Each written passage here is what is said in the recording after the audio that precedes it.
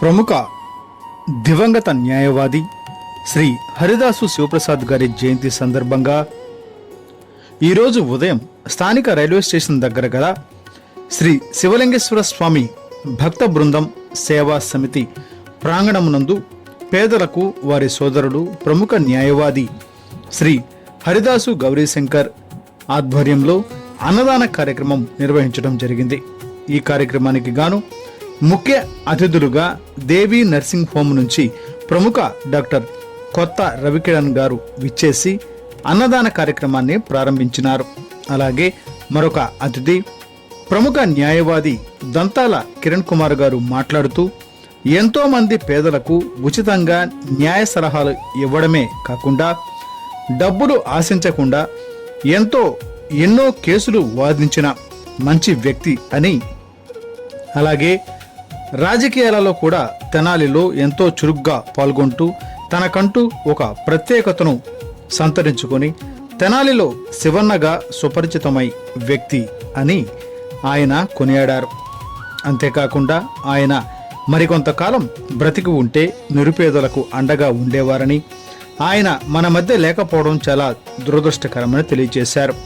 మరొక అతిథి Tenali bar association మాజీ అధ్యక్షులు బేతాళ ప్రభాకర్ మాట్లాడుతూ గత 30 సంవత్సరాలుగా శివన్నతో నాకు మంచి అనుబంధం ఉందని, ఆయనతో ఉన్నటువంటి అనుభవాలను ఈ సందర్భంగా తెలియజేశారు. అంతేకాకుండా వారి సోదరుడు గౌరీశంకర్ నాకు మంచి మిత్రుడని ఈ సందర్భంగా పేర్కొన్నారు. మరొక అతిథి ప్రముఖ వ్యాపారవేత్త కన్నెగంటి మురళీకృష్ణ మాట్లాడుతూ న్యాయవాదిగా శివన్న ప్రజలకు చేసిన సేవల్ని గుర్తు చేసుకుంటూ ఇలాంటి మంచి వ్యక్తి మన మధ్య లేకపోవడం ఎంతో బాధాకరమని, ఆయన స్ఫూర్తితో మనమందరం మంచి సేవా కార్యక్రమాలు చేయాలని పిలుపునిచ్చారు.